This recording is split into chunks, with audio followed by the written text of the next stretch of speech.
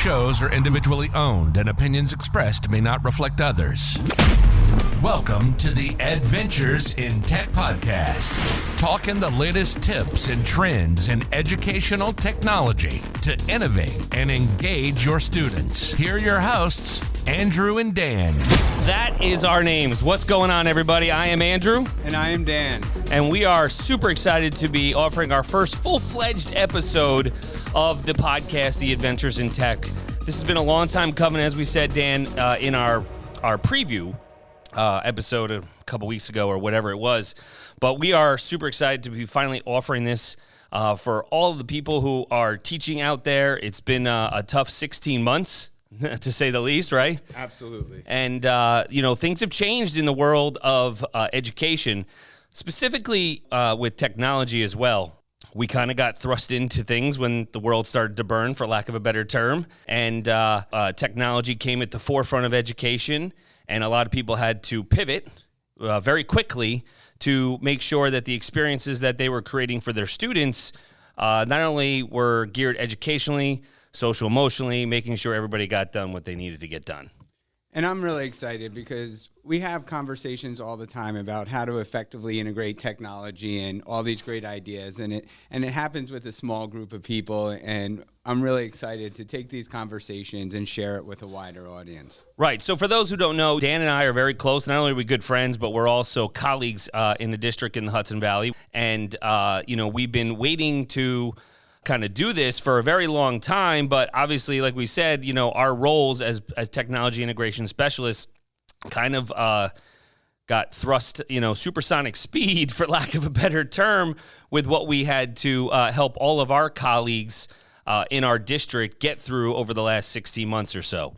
So we're very excited that not only can we continue to help our colleagues in district, but also all of our colleagues in surrounding districts and obviously across the country, across the world, as we definitely start to broadcast our podcast. So exciting in that sense. And I'm really excited that we're launching it right now. And I'm sure this is the same for a lot of people everywhere, especially people in our position, that all of a sudden, through everything that we've been through, basically the bar has been raised amongst everyone. So now conversations that we're having with teachers is no longer, how do I sign on to Google Classroom? Right. How do I do this? How do I do this? It's taking up another level, and we're really talking about instruction and technology. So that's always been the vision of this podcast, and I think now that's really attainable with what we've been through. 150%. I couldn't have said it better, Dan. The bar has been set high now. And we keep pushing it and elevating it higher and higher as we go through. So one thing we do want to say is if you like our content, please help us out, provide feedback, a rating on whichever platform you use to listen to our podcast, whether it be Apple, Google, Spotify, Pocket Cast. We greatly appreciate your support throughout this entire venture. And please provide feedback. We'd love to hear from you. We're newbies with this, with the podcasting. We do like to talk a lot. Obviously, we've been doing a lot of that with videos and helping our colleagues. But in general, we do like to interact with colleagues from other districts to bounce ideas off of and so forth.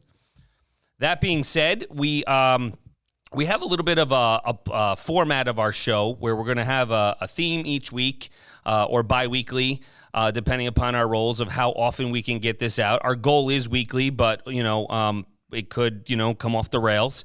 And to start, we're always going to have like a weekly windup and news. So we're going to talk about latest news with apps and Google and everything that is involved with technology integration. So, Dan, you want to talk about the first thing that just came out? Sure, and I've been looking forward to this. I know they've been teasing this, and now it's out in rapid release.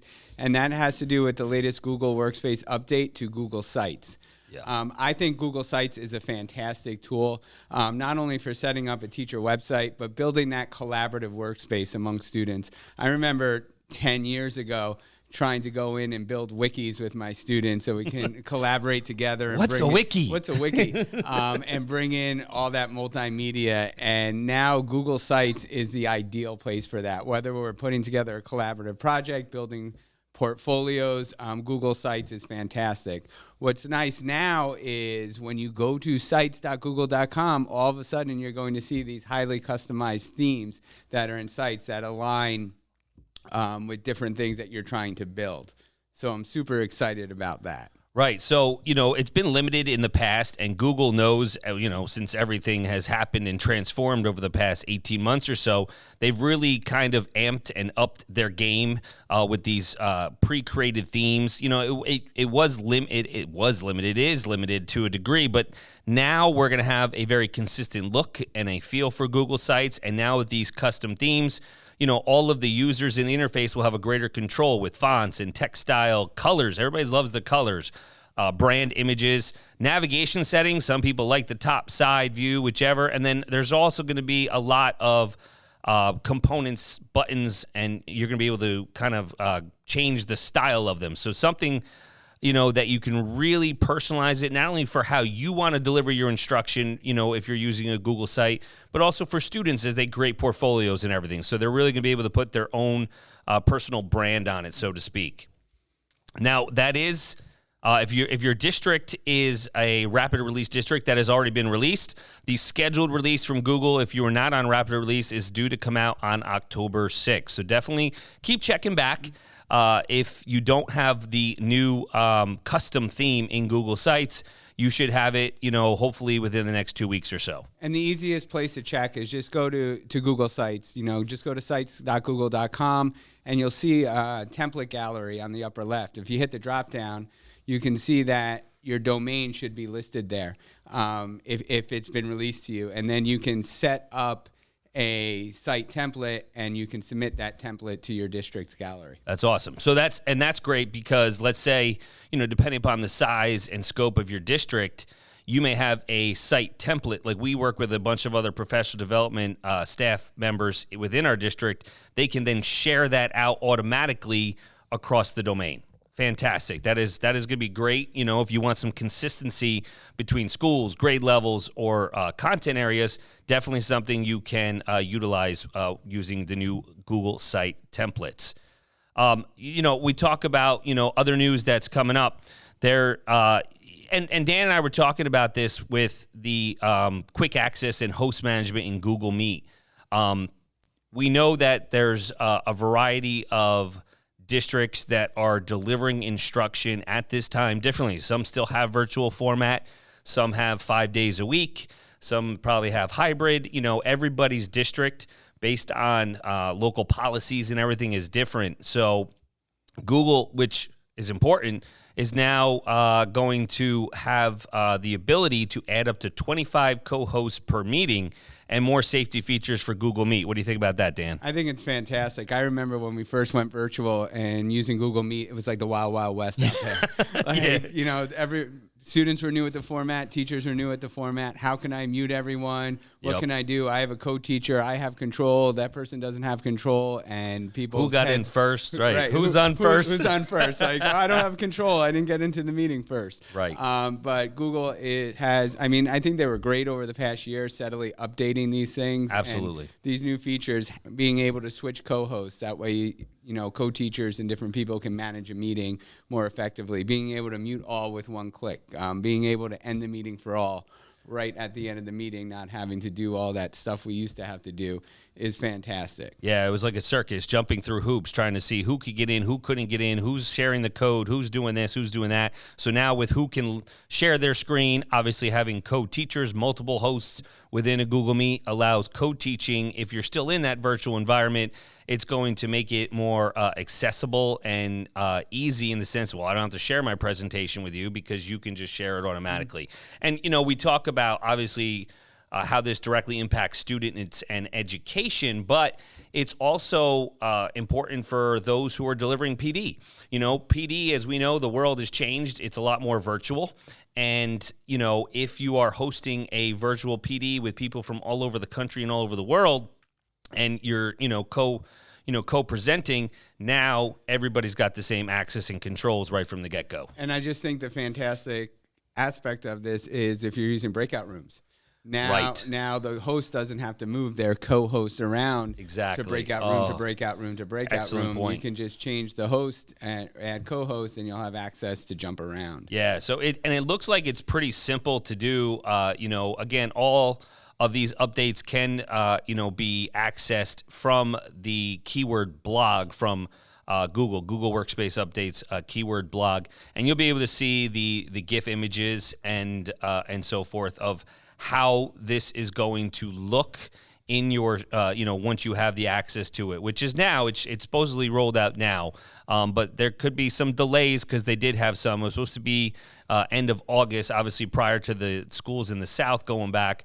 It ended up slowing down until about mid-September, and they're hoping that by, let's say, to be safe, mid-October, everything will be complete with the rollout for the co-host and all those expanded safety features for Google Meet.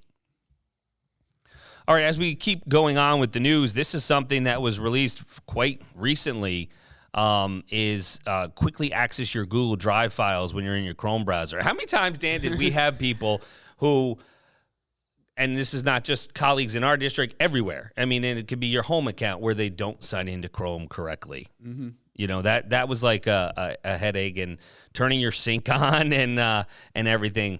We understand you got the two bubbles, especially if you're on any kind of Windows or Mac machine. You got to make sure you sign into your Chrome profile, not just your Google account. So the nice thing is if you are signed in correctly now, there's going to be this whole new card on the new tab page in the Chrome browser that's basically going to bring to light relevant files from your Google Drive.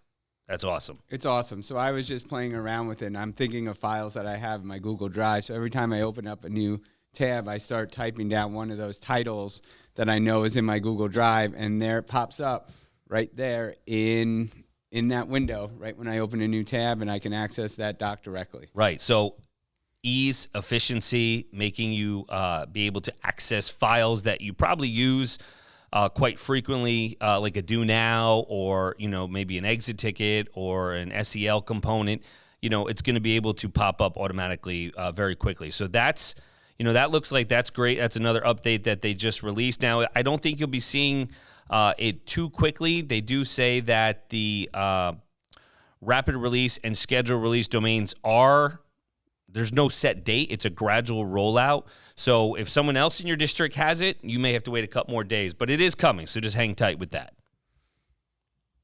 All right, great. So now we're going to move on to some discussion points. So, after we as the format goes forward, after we wrap up our weekly windup, we're going to go into some discussion points about the topic that we're going to feature in this podcast. And I think we're talking Google Classroom. Yeah, it's still kind of the beginning of the year. Everybody's still, getting to know their students and starting to just set up their virtual environment, which I think now everybody sees the importance and the emphasis of having a virtual environment. Now, we are a Google Workspace district, so we live in the Google world. So that's why Google Classroom is at the forefront of everything we do in our district. And when we talk about classroom management, and we saw over the past 18 months, how you organize your classroom based, and it doesn't really matter the age of the students, but how you organize your classroom is of the utmost importance. There's a lot of benefits on how to manage it, and obviously it's going to be different for not only your style, but what works best for your students. We don't want to make things overwhelming. And, as you set up the Google Classroom, with topics and so on and so forth, and we're going to talk about like top 20 tips to use Google Classroom effectively and efficiently that we've kind of gathered from across the web. I know, Dan, you're putting a tech tip together, and we'll have all this stuff in the show notes. But specifically, your number one tip is what, Dan? Your number one tip is to be organized in that classroom. You have to make sure it's clear and it's easy accessible for students to go in. And I think to be organized, you really have to be thoughtful about how you're organizing that classwork page with your topics.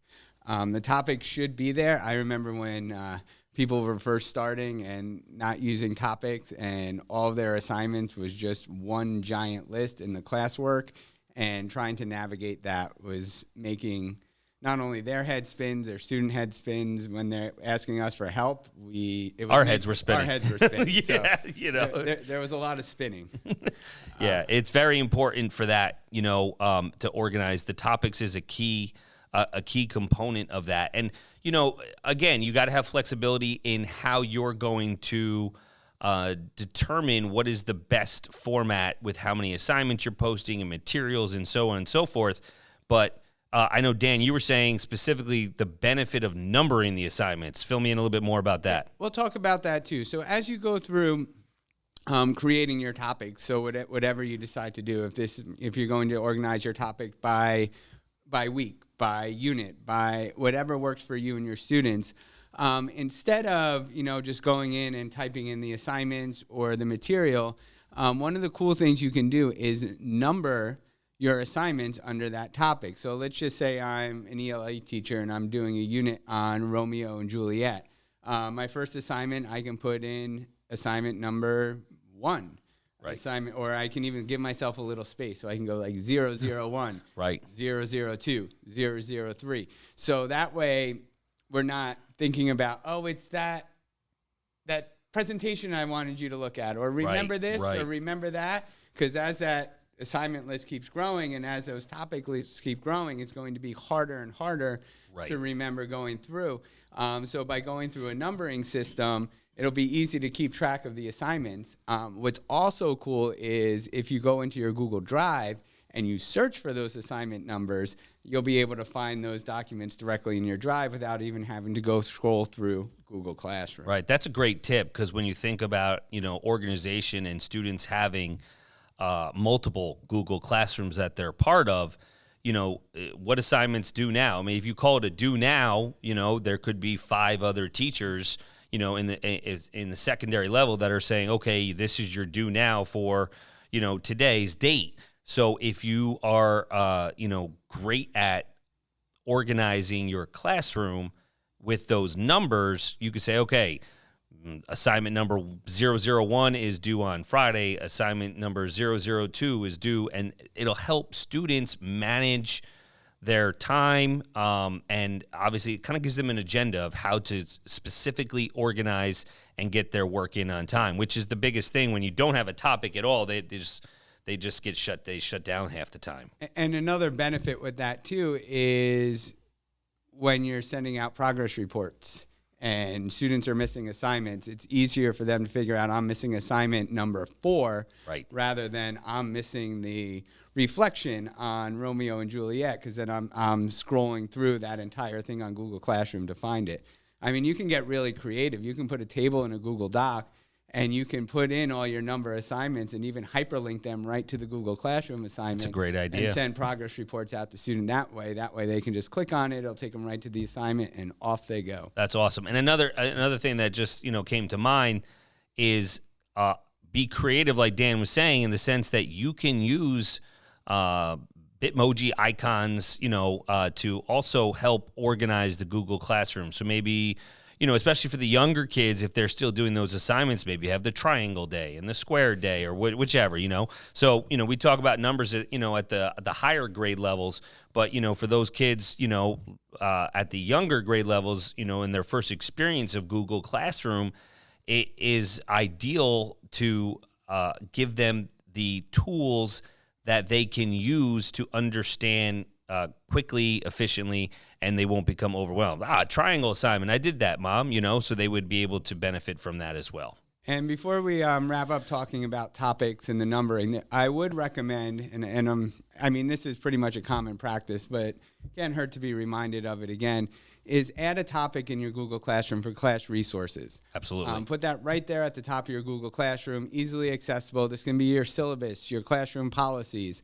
If you're using Remind, how to sign up for Remind, any other things that you want students to have quick access to, put it under a topic. They'll be easily to click on that topic right on the left of their classwork and go and get all that important information. That's great. Yeah. So, that's like our number one tip when it comes to, Google Classroom, getting it organized, getting it set up from the get-go so you're not stressed out or, trying to reorganize later in the year, because there's also a limit to the number of topics. So that's why that's important. So we want to make sure that all of the listeners are able to use Google Classroom effectively and efficiently. And we have some tips for that. The first one that I wanted to, kind of bring to light is, there's when you hit the three dots next to something, you can also use that move to top to bring that important older material. Hopefully you use the class resource page, topic like Dan had mentioned. But if not, that'll bring that back to the student's attention. I know Dan and I have used that a lot with our colleagues. If there's something that we want to remind our colleagues or our students, okay, let's refer back to this. That move to top also brings it straight up to the top of Google Classroom, which then allows it to kind of be at the forefront every time the student, logs in. And that includes assignments, announcements, questions, anything, or if you have to remind them of a deadline. And speaking about reminders, going into our next tip, from the People tab in Google Classroom, you can select every student and send them an email. So, you can always push out a reminder in the stream, or if you just want to send an email out to everyone so they're accessing that way, you can email everyone right from one place. And that's great because we know sometimes the emails don't automatically come through whatever platform your district may be using as a student information system in that regard. So and plus a student could shut off their notifications for email in Google Classroom. Right. So if you want to get something out there, it's going into the student email, go to the People tab, check the students, and you can email them directly. Right. We talk about effective feedback, and Google Classroom does give a great platform for that, and with the comments. So there are several kinds of comments that you can leave students in the classroom, and knowing how each one works really makes your teaching more efficient and effective. So you can have a class comment, and that could be something in the class stream outside of an assignment or an announcement, and this is something that's visible to the entire class. So if you think you're going to ask the same question multiple times by multiple students, you may want to use that as a class comment.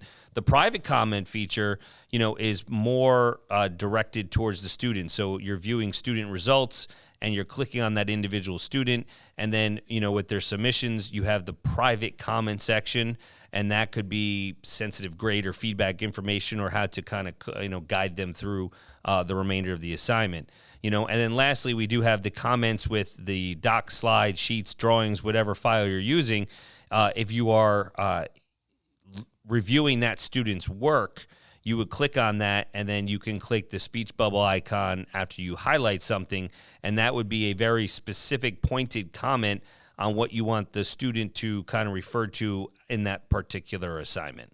Absolutely. And maybe we'll talk about this in a future podcast, but you can leave voice comments as well using a great extension that I love is Moat. Yep. Yeah, absolutely. So Moat's great. That's it's something that your teachers may be interested in utilizing, for the voice comments, and that'll save a lot of you won't have to type as many.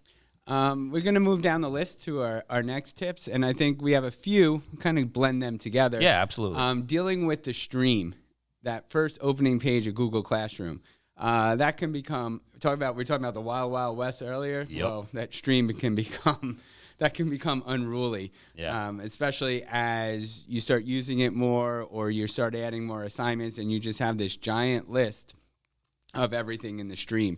So some tips that I have is, I don't feel, it could work in some areas and I've seen it, but I don't see the stream as a place for classroom discussions. Just because it's not threaded as well as if I post a question in Google Classroom, and things also get lost in there. Right. So I will usually go into the settings and turn off the student ability to post in the stream. I'll allow them to comment on something, but I won't allow them to post. Right. Another thing that I will do in the classroom settings of Google Classroom regarding the stream is I will hide notifications of classwork on the stream. So if you don't do that, every time you post classwork, it's going to show up on the stream. Yep. And then students get in the habit of accessing their work from there, and they don't see it in the larger context. They don't see it in order by the topic. If they're not going to the classwork, they're not going to be able to easily find older assignments. So it's better to keep that page as clean as possible. What the grade is, the rubrics, right. And then keep all that in the classwork section. That way you can just use your stream for those right now announcements. Yeah. Maybe you want all students, you're working in a blended environment and you want to share a resource out really quick to students as they're in the moment doing something, whether they're collaborating on an assignment, you're in the midst of PBL, Yep. whatever it is, and all of a sudden you need to get something. If you post it out to the stream, they're going to be able to hit it right away. Yeah, so that's I great. think that's the best use of the stream.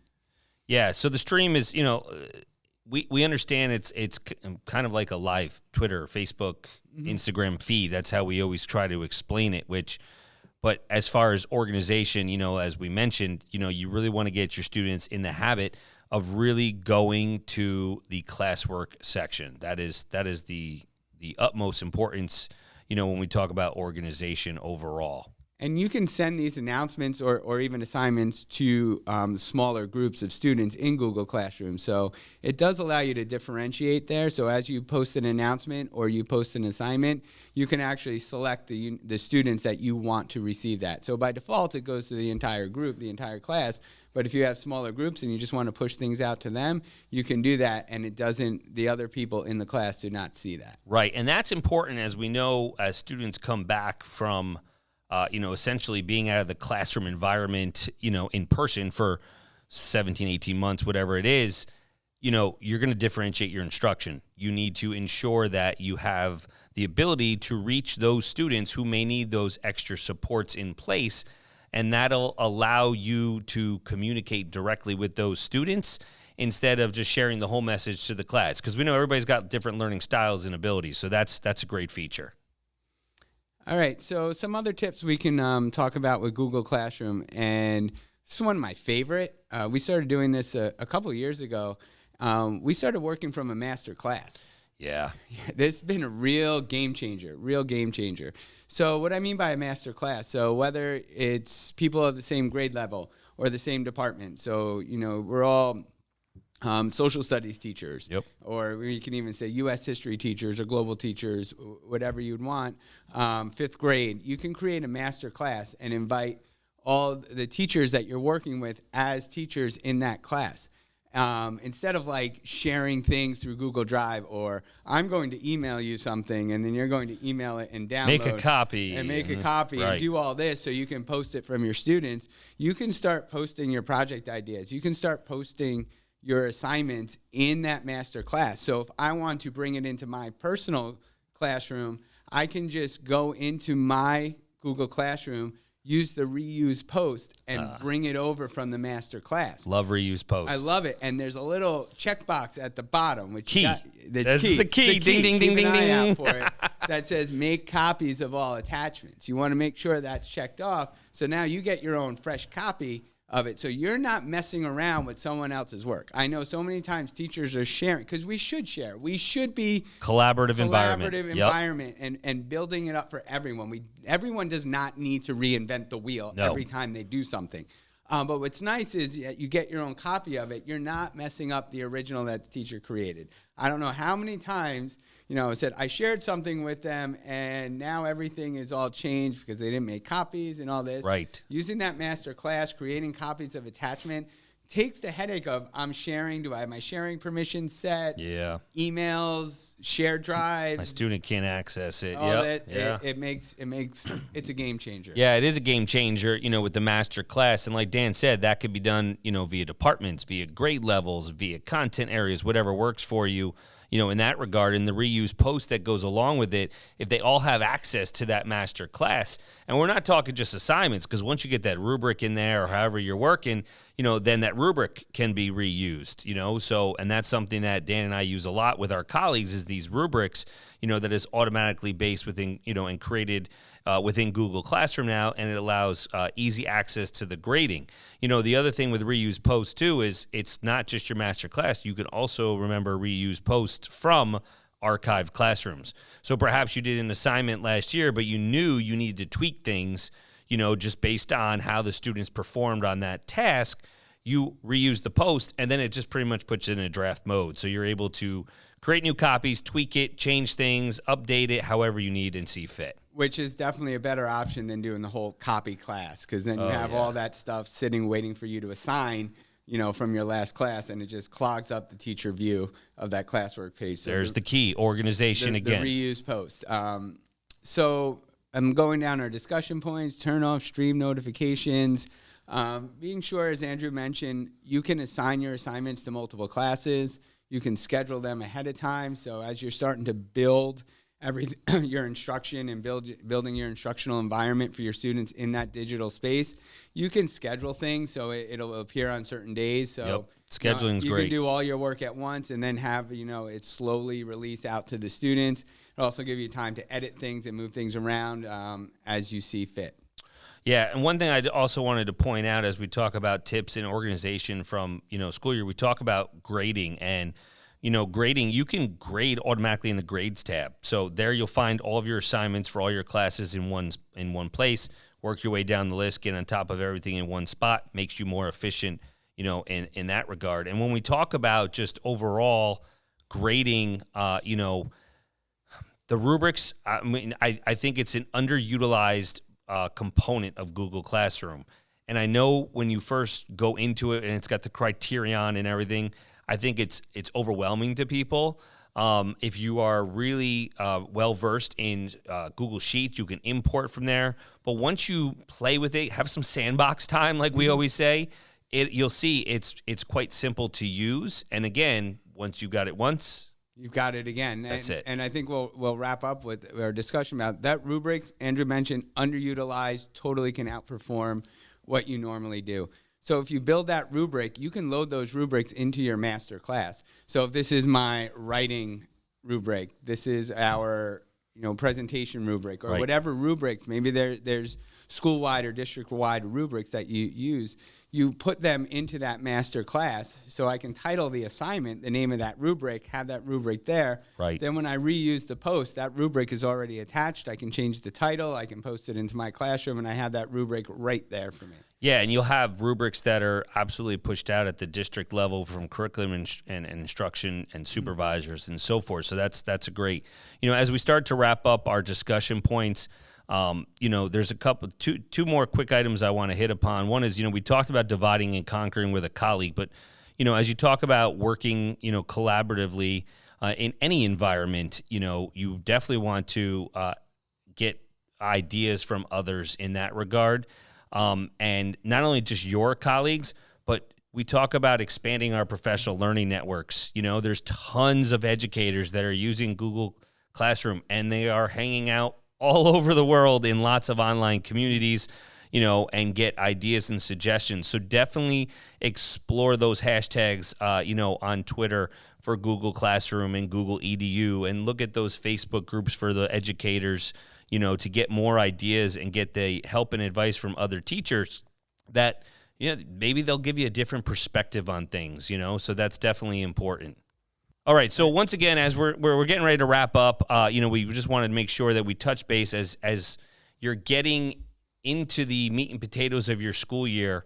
The organization thing, you take these little steps now, you'll reap the benefits later on, and it'll assist you in making sure that not only you are very effective in your instruction, but you'll also be more efficient and hopefully have more time to yourself. And I know we talked about a lot in this episode, but we're going to put some links to help you out in the show notes to kind of summarize and give you some ideas of things we talked about. Yeah, so once again, Dan and I both thank you all for your support and listening on all the platforms, leaving us a review and feedback.